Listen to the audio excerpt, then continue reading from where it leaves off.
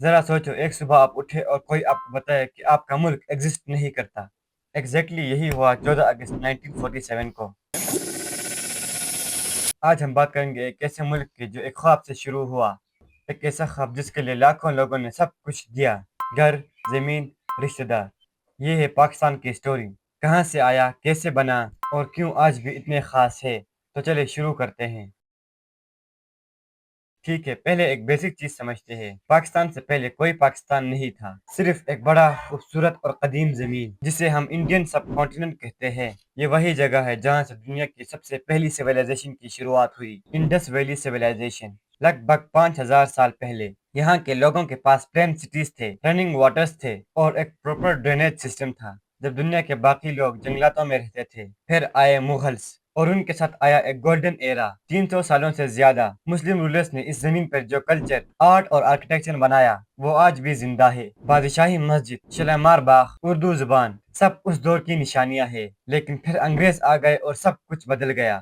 1800 تک برٹش نے پورے سب کانٹیننٹ پر اپنا قبضہ جما لیا تھا، کروڑوں لوگوں پر ایک کولونیل پاور کا راج۔ اور دھیرے دھیرے ہندو اور مسلم کمیونٹیز کو فیل ہونے لگا کہ ان کا فیوچر الگ ہو گیا، الگ ریلیجن، الگ ٹریڈیشنل، کہ جب انگریز جائیں گے تو کیا ہوگا۔ وہی ٹینشن اس پوری کہانی کا اسٹارٹنگ پوائنٹ ہے۔ 1930 میں ایک شاعر نے ایک ایسا خواب دیکھا جو پہلے کسی نے اتنی کلیئرٹی سے نہیں دیکھا۔ انہوں نے کہا کہ اس سب کانٹیننٹ میں مسلم کے لیے ایک الگ وطن ہو، ایک جگہ جہاں وہ اپنی مرضی سے اپنی زندگی گزار سکے۔ یہ صرف ایک آئیڈیا تھا، بس ایک آئیڈیا، لیکن اس آئیڈیا نے دنیا کا نقشہ بدل کے رکھ دیا۔ پھر آتے ہیں محمد علی جناح، ایک بریلینٹ لائر اور ایک ڈسپلن لیڈر۔ انہوں نے اس خواب کو پلان میں بدل دیا اور پھر اس پر کام کیا۔ آل انڈیا مسلم لیگ کے ذریعے سالوں تک سیاسی اسٹرگل کی۔ وہ برٹش سے بات کرتا، کانگریس سے نیگوسیشن کرتا، اور پورے ملک میں اویئرنیس پھیلاتا۔ 1940 میں لاہور ریزولوشن پاس ہوا۔ ڈیمانڈ کلیئر تھی کہ مسلم کے لیے ایک الگ ملک بنایا جائے، اور پھر نام آیا پاکستان۔ اور پھر آتے ہیں اس مومنٹ پہ جو ہسٹری کا حصہ بن گیا۔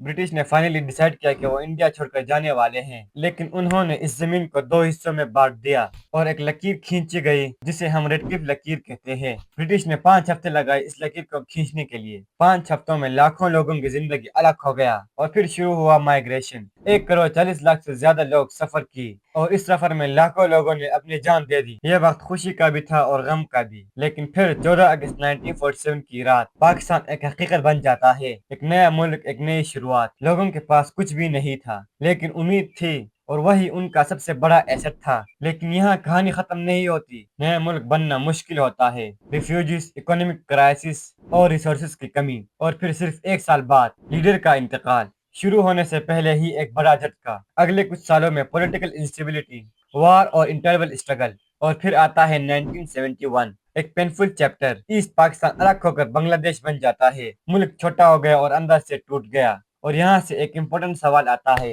ایک ملک جو اتنی مشکلات سے گزرا وہ ٹکا کیسے؟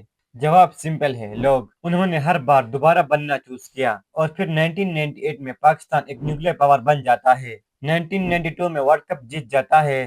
سائنس، ٹیکنالوجی اور آرٹ میں لوگ آگے بڑھتے ہیں۔ آج پاکستان ایک ملک نہیں، ایک کہانی ہے، 24 کروڑ لوگوں کی کہانی، ماؤنٹینز سے لے کر سٹیز تک، اور پاسٹ سے لے کر فیوچر تک۔ تو اگر آپ پیچھے دیکھو تو یہ کہانی 5000 سال پہلے سویلائزیشن سے شروع ہوا، امپائر سے گزرا ہے، اور کولونیل رول دیکھی ہے۔ ایک خواب پیدا ہوتا ہے، اور ایک موومنٹ بن جاتی ہے، آزادی ملتی ہے، مشکلات آتے ہیں، اور پھر ریزیلینس جیت جاتا ہے۔ اگر آپ کو اس کہانی سے کچھ نیا سیکھنے کو ملا تو ویڈیو کو لائک کرو